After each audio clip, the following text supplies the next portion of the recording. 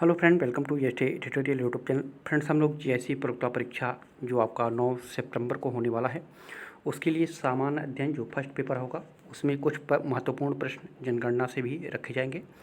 तो इसमें जो महत्वपूर्ण प्रश्नों को रखा गया है ये आयोग द्वारा बार बार सभी परीक्षाओं में पूछा जाता है, चाहे जीआईसी प्रयोक्ता परीक्षा हो, चाहे जीडीसी हो, चाहे प्रोफेसर असिस्टेंट परीक्षा हो। तो सभी परीक्षाओं में जनगणना से दो से तीन क्वेश्चन पूछे जाते हैं। तो ये सभी प्रश्न काफ़ी महत्वपूर्ण होंगे आपके एग्ज़ाम की दृष्टि से।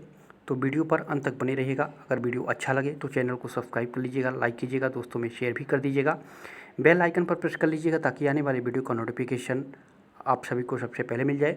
और जो सामान्य अध्ययन का पेपर होगा इसमें से आपके 40 प्रश्न पूछे जाएंगे आपकी परीक्षा में। तो इन 40 प्रश्नों को बहुत अच्छी तरीके से आप लोग तैयार कीजिएगा। तो चलिए प्रश्न को शुरू करते हैं। पहला क्वेश्चन है, 2011 की जनगणना में निम्नलिखित नगरों में से मलिन बस्तियों में रहने वालों की सर्वाधिक सांद्रण जिस शहर में पाया गया है वह है, तो वो है मुंबई। डी ऑप्शन आपका करेक्ट हो जाएगा। ठीक है, मुंबई जो है जो महाराष्ट्र में है, इसमें जो है मलिन बस्तियों में रहने वालों की संख्या सर्वाधिक पाई गई है। तो यहाँ पे डी ऑप्शन आपका करेक्ट हो जाएगा 2011 की जनगणना के अनुसार। अगला क्वेश्चन है, जनगणना 2011 के अनुसार जिन 4 राज्यों में अधिकतम आबादी पाई गई है उनका आरोही क्रम, आरोही पूछ रहा है, अवरोही नहीं पूछ रहा है। तो इसमें से पश्चिम बंगाल हो जाएगा, बिहार हो जाएगा, उत्तर प्रदेश, यानी उत्तर प्रदेश में आबादी सबसे अधिक है तो आरोही में पूछा है। अवरोही में होता तो सबसे पहले उत्तर प्रदेश हो जाता, उसके बाद पश्चिम बंगाल हो जाता, तब बिहार हो जाता। ठीक है, तो आरोही पूछा है तो इसलिए यहाँ पे आपका डी ऑप्शन सही हो जाएगा। पश्चिम बंगाल है, उसके बाद बिहार है, उसके बाद उत्तर प्रदेश में। ठीक है, तो यहाँ पे आपका डी ऑप्शन करेक्ट हो जाएगा।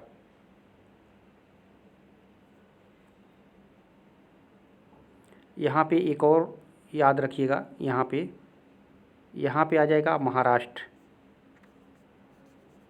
महाराष्ट्र। ठीक है, तो सबसे पहले ज़्यादा उत्तर प्रदेश है, फिर महाराष्ट्र है, फिर बिहार है, फिर पश्चिम बंगाल है। ठीक है, अगर इन्हीं तीनों राज्यों में देखना, क्योंकि महाराष्ट्र इसमें भी है, इसमें भी है, इसमें भी है।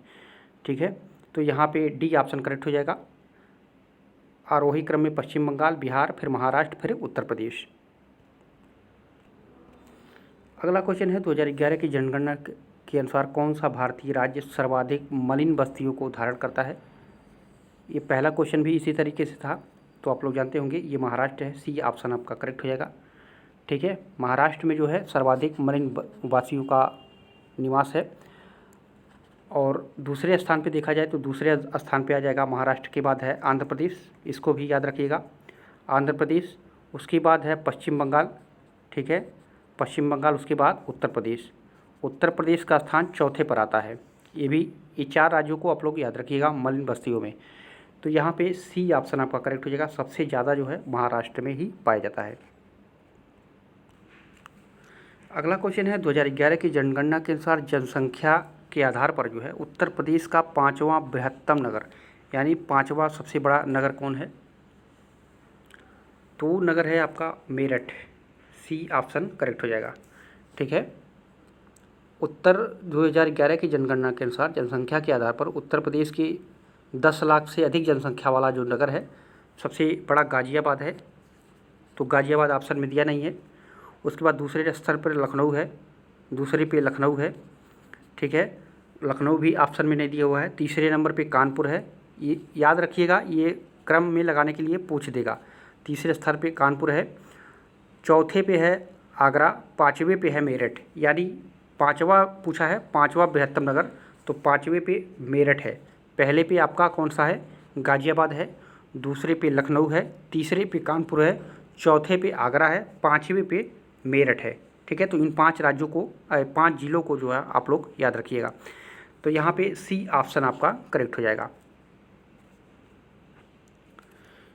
अगला क्वेश्चन है, 2011 की जनगणना के अनुसार जिन राज्यों में सर्वाधिक महिला साक्षरता दर है वो हैं, तो कौन सा वो है राज्य या संघ शासित प्रदेश इन सब में, तो यहाँ पे आपका हो जाएगा केरल, फिर दूसरे पे है मिजोरम, तीसरे पे है लक्षद्वीप। केरल में महिला साक्षरता दर जो है वो 92% है। मिजोरम में महिला साक्षरता दर जो है वो 89% है। और लक्षद्वीप में जो है वो 87 है। ठीक है, तो यहाँ पे सर्वाधिक महिला साक्षरता दर इन्हीं तीनों राज्यों में है। तो यहाँ पे डी ऑप्शन आपका करेक्ट हो जाएगा। अगला क्वेश्चन है, निम्नलिखित राज्यों को उनमें अनुसूचित जनजातियों की आबादी के आधार पर अवरोही क्रम में व्यवस्थित कीजिए और नीचे दिए गए कोड से सही उत्तर का चुनाव करना है। देखिए यहाँ पे अवरोही पूछा है, यानी सबसे ज़्यादा। आरोही पूछता तो सबसे कम, तो अवरोही पूछा है तो अवरोही में हो जाएगा उत्तर प्रदेश पहले स्थान पे है। उत्तर प्रदेश में करीब 11 लाख अनुसूचित जनजातियों की संख्या पाई जाती है। ठीक है, उसके बाद आपका आ जाता है तमिलनाडु। तमिलनाडु में जो है 7,94,000 के करीब वहाँ पे अनुसूचित जनजातियों की संख्या पाई जाती है। ठीक है, और तीसरे स्थान पे आपका केरल है। ठीक है, केरल में जो है 4,84,000 है, 4,84,000 के करीब है केरल में। और हिमाचल प्रदेश में जो है 3,92,000 के करीब है। ठीक है, 3,92,000 के करीब है। तो यहाँ पे अवरोही क्रम में व्यवस्थित करना है तो उत्तर प्रदेश पहले पे आ जाएगा, यानी बी। तो यहाँ पे बी में देख लीजिए पहला ही सही हो जाएगा, BDCA, ये जो है अवरोही क्रम में व्यवस्थित है। ठीक है, तो यहाँ पे ऑप्शन नंबर आप लोग बी सही कीजिएगा। अगला क्वेश्चन है, निम्नलिखित में से किस राज्य में 2011 की जनगणना में जनसंख्या का ह्रास अभिलिखित हुआ है? जनसंख्या का ह्रास तो है नागालैंड में। ठीक है, नागालैंड में जो है -0.6% का ह्रास देखा गया था 2011 की जनगणना में।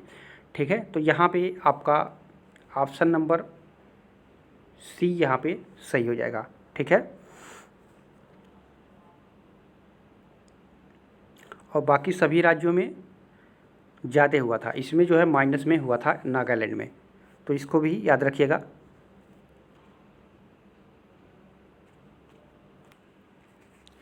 अगला क्वेश्चन है, जनगणना 2011 के अनुसार भारत के निम्नलिखित में से किस केंद्र शासित प्रदेश में महिला साक्षरता का प्रतिशत सर्वाधिक है? तो वो है लक्षद्वीप। ठीक है, लक्षद्वीप जो केंद्र शासित प्रदेश है, यहाँ पे महिला साक्षरता का प्रतिशत सबसे अधिक है।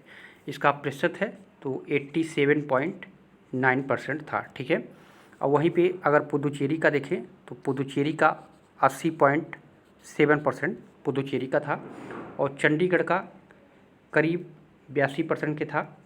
ठीक है, और दिल्ली का जो है, दिल्ली का करीब 80% था। ठीक है, तो यहाँ पे सर्वाधिक केंद्र शासित प्रदेशों में जो है सर्वाधिक जो है लक्षद्वीप का था, तो यहाँ पे ए ऑप्शन आपका करेक्ट हो जाएगा।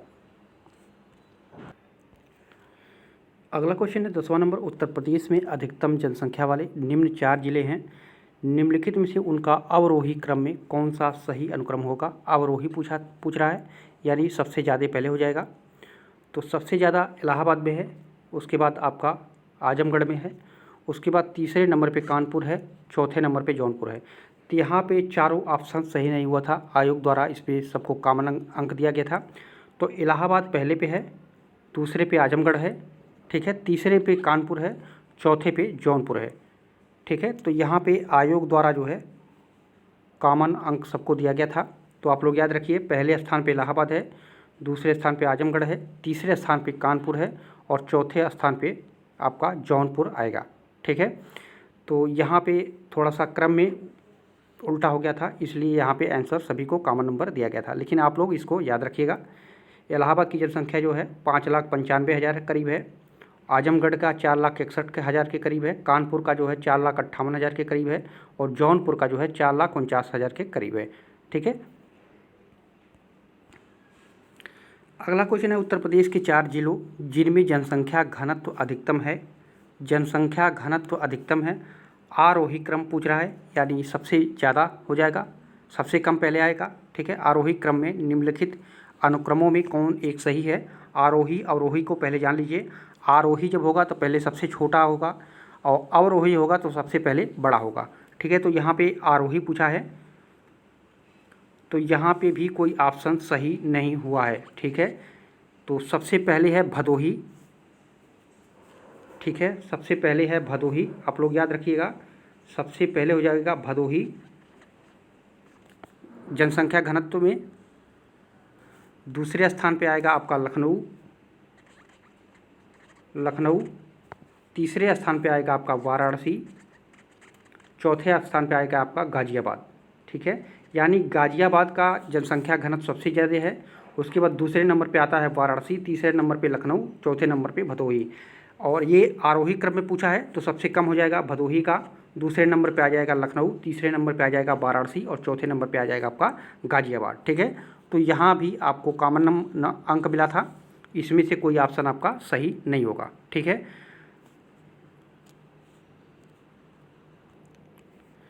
अगला क्वेश्चन है 2011 की जनगणना के अनुसार उत्तर प्रदेश के निम्नलिखित जनपदों में किसमें महिला साक्षरता दर सर्वाधिक है? तो कानपुर में, ठीक है। कानपुर में महिला साक्षरता दर जो है सर्वाधिक है। यहाँ की साक्षरता दर 75.1% है। दूसरे स्थान पे आता है आपका लखनऊ, ठीक है, लखनऊ दूसरे स्थान पे है, यहाँ की जो है 71% के करीब है। और तीसरे स्थान पे आता है आपका गौतम बुद्ध नगर, ठीक है, गौतम बुद्ध नगर तीसरे स्थान पे आता है, यहाँ जो है 70% करीब है। और चौथे नंबर पे आता है औरैया, पाँचवें नंबर पे आता है आपका गाज़ियाबाद, ठीक है। तो पहले स्थान पे पूछा है तो यहाँ पे कानपुर आपका ऑप्शन नंबर सी सही हो जाएगा। अगला क्वेश्चन है भारत की जनसंख्या घनत्व वर्ष 2001 की तुलना में वर्ष 2001 के कितने जनसंख्या से बढ़कर जो है 2011 में हो गया था?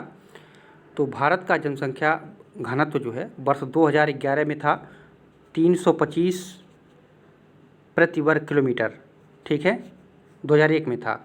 और 2011 में बढ़कर जो है 382 प्रति वर्ग किलोमीटर हो गया, ठीक है। तो यहाँ पे आपका ऑप्शन नंबर ए सही हो जाएगा। 2001 में जनसंख्या घनत्व तो आपका 325 था और 2011 में हो गया था 382, ठीक है। तो दोनों महत्वपूर्ण पॉइंट है, यहाँ पे ए ऑप्शन आपका करेक्ट हो जाएगा।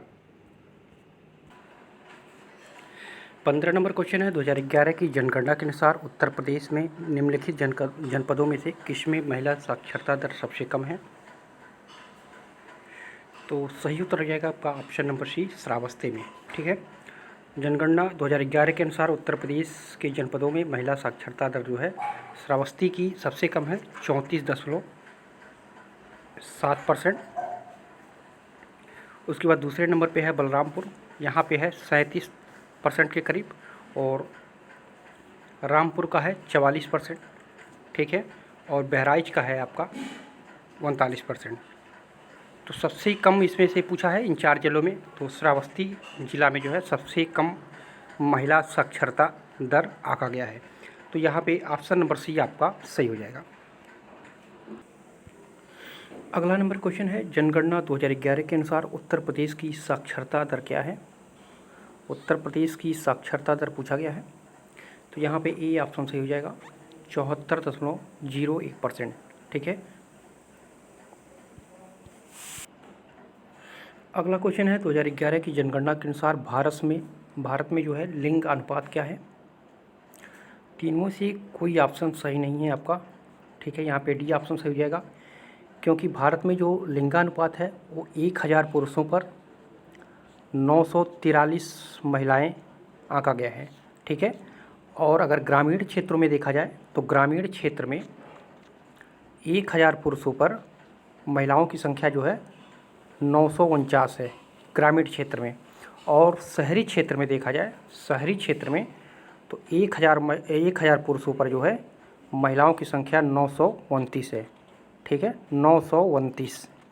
और टोटल देखा जाए तो 1000 पे 943 है। तो यहाँ पे 943 कोई नहीं दिया है, तो यहाँ पे डी ऑप्शन आपका सही हो जाएगा।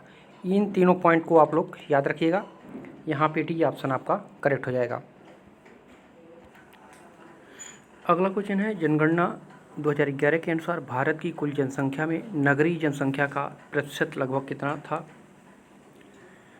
तो ये बी ऑप्शन सही हो जाएगा, ठीक है, 31% के करीब था। वर्ष 2011 के जनगणना के अंतिम आंकड़ों के अनुसार जो है भारत की कुल जनसंख्या में जो है नगरीय जनसंख्या जो थी 31.2% थी, और ग्रामीण जनसंख्या अगर पूछे ग्रामीण जनसंख्या, तो ग्रामीण जनसंख्या 68.8%। ठीक है, तो दोनों पॉइंट को याद रखिएगा, यहाँ पे भी ऑप्शन आपका करेक्ट हो जाएगा। अगला क्वेश्चन है, जनगणना 2011 के अनुसार भारत में महिला साक्षरता दर थी, भारत में महिला साक्षरता दर कितना था? तो इसमें कोई सही नहीं होगा। ठीक है, क्योंकि वर्ष 2011 की जनगणना के अंतिम आंकड़ों के अनुसार जो है भारत में पुरुष साक्षरता दर जो था पुरुष का था 80.9% और महिला साक्षरता दर था आपका 64.6%। ठीक है, तो दोनों पॉइंट को आप लोग याद रखिएगा, यहाँ पे ऑप्शन नंबर डी सही हो जाएगा, कोई नहीं। ठीक है, अगला क्वेश्चन है, भारतीय जनगणना 2011 के अनुसार भारत के निम्नलिखित राज्यों में से किसमें लिंगानुपात सबसे कम है? तो हरियाणा का। ठीक है, भारत की जनगणना 2011 के अनुसार जो है लिंगानुपात पूरे भारत का 943 था। इसका मतलब ये है कि 1000 पुरुषों पर जो है 943 महिलाएं। ठीक है, भारत में सबसे कम लिंगानुपात वाला राज्य जो है हरियाणा है। ठीक है, जहाँ पर लिंगानुपात केवल जो है 789, जबकि सबसे अधिक लिंगानुपात वाला राज्य कौन सा है? तो सबसे अधिक पूछेगा तो केरल हो जाएगा। ठीक है, और सबसे कम जो है वो हरियाणा राज्य का है। तो यहाँ पे सी ऑप्शन आपका करेक्ट हो जाएगा। अगला क्वेश्चन है, उत्तर प्रदेश के कानपुर और लखनऊ नगर किस भारतीय जनगणना वर्ष में 10 लाखीय नगर बने थे?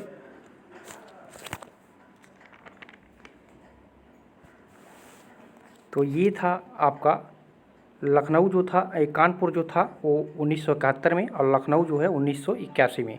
तो यहाँ पे सी ऑप्शन आपका करेक्ट हो जाएगा। ठीक है, और 1971 में कानपुर की आबादी 10 लाख हुआ था और लखनऊ का जो है 1981 में 10 लाख हुआ था। तो यहाँ पे ऑप्शन नंबर आपका सी सही हो जाएगा। अगला क्वेश्चन है, 2011 की जनगणना के अनुसार कौन से राज्य में लिंगानुपात सबसे कम है? तो सही उत्तर हो जाएगा आपका ऑप्शन नंबर डी, बिहार में। ठीक है, वर्ष 2011 की जनगणना के अनुसार जो है 2001 में और 11 में दशक में भारत में 10 की जनसंख्या वृद्धि जो है 17.7% थी, जबकि 91 या 2001 में जो है यह 21.54% हो गई थी। ठीक है, तो यहाँ पे डी ऑप्शन आपका करेक्ट हो जाएगा।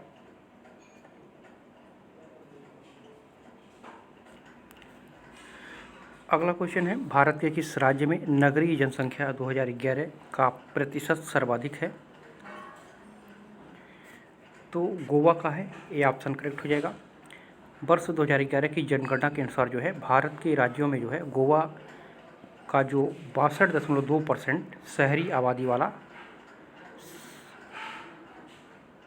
राज्य है। तो यहाँ पे ए ऑप्शन आपका करेक्ट हो जाएगा। अगला क्वेश्चन है, भारत में नियमित और एवं वैज्ञानिक ढंग से जनगणना किस वर्ष से प्रारंभ हुई? तो ये 1881 से। ठीक है, भारत में प्रथम जनगणना जो है 1872 में लॉर्ड मेयो के समय में की गई थी, किंतु नियमित एवं वैज्ञानिक ढंग से प्रथम जनगणना लॉर्ड रिपन के काल में 1881 से जो है ये प्रारंभ हुई थी। ठीक है, और 2011 की जनगणना जो थी ये 15वीं जनगणना थी। तो यहाँ पे आपका ऑप्शन नंबर सी सही हो जाएगा। अगला क्वेश्चन है, जनगणना 2011 के अनुसार भारत में जनसंख्या का घनत्व प्रति वर्ग किलोमीटर कितना था?